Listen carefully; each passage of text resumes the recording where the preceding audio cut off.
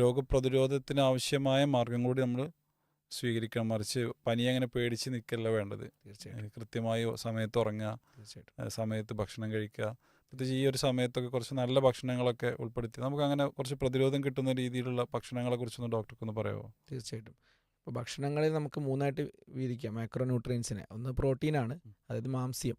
2 carbohydrate ആണ്, അന്നജം. 3 ഫാറ്റാണ്, കൊഴുപ്പ്. എപ്പോഴും നമ്മൾ പ്രോട്ടീൻസിനാണ് പ്രാമുഖ്യം കൊടുക്കേണ്ടത്.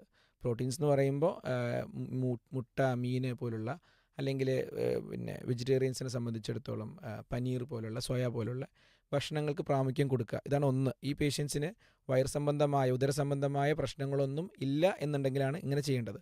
രണ്ടാമത്തത് നട്ട്സാണ്. നട്ട്സ് വളരെ മൈക്രോ ന്യൂട്രിയൻസ് അടങ്ങിയിട്ടുള്ള, വൈറ്റമിൻസ് ആൻഡ് മിനറൽസ് അടങ്ങിയിട്ടുള്ള ഭക്ഷണമാണ്. അപ്പോൾ ഇത് രണ്ടാമത്തെ കാര്യം. മൂന്നാമത്തത് വെള്ളമാണ്. വെള്ളം വളരെ ഇമ്പോർട്ടൻ്റ് ആണ്. നമ്മൾ അശ്രദ്ധമായി വിടുന്നൊരു കേസാണ്. ഇപ്പോൾ ഇന്ന് ഞാൻ വന്ന 2 പേഷ്യൻസ്, അവർക്കൊരു 4 ദിവസം മുന്നേ പനിയുടെ കൂടെ ജലദോഷം. പക്ഷേ അതിലൊരു പേഷ്യൻറ്റിന് മൂത്രം കുറവാണെന്ന് പറഞ്ഞിട്ടാണ് വരുന്നത്. സാധാരണ പനി നോക്കുമ്പോൾ ക്രിയാറ്റിനിൻ 1.9 ആണ്. അപ്പോൾ എന്താ സംഗതി എന്ന് വെച്ച് കഴിഞ്ഞാൽ, ഇയാൾ പനി വന്നതിന് ശേഷവും ഇയാൾ തീരെ വെള്ളം കുടിക്കുന്നില്ല.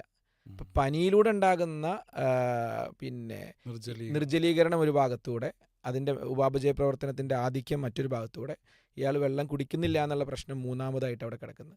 അപ്പോൾ അത് കിഡ്നീനെ പ്രീറീനൽ പിന്നെ കിഡ്നി ഇഞ്ചുറി എന്ന് പറയുന്ന അവസ്ഥയിലേക്ക് തള്ളിയിടാണ്.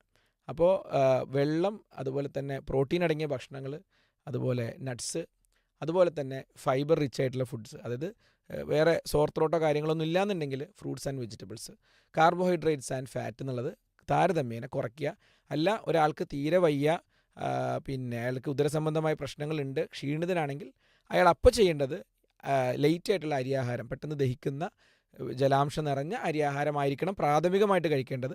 വൺ സ്റ്റെബിലൈസ് ആയി കഴിഞ്ഞാൽ ഇമ്മ്യൂണിറ്റി കൂടാൻ വേണ്ടത് പ്രോട്ടീനും അതുപോലെ തന്നെ മൈക്രോ ന്യൂട്രിയൻസ് ആയിട്ടുള്ള ഈ നട്ട്സൊക്കെ പോലുള്ള ഭക്ഷണങ്ങൾ അടങ്ങിയ ഒരു ഡയറ്റായിരിക്കണം അയാൾ ശ്രദ്ധിക്കേണ്ടത്.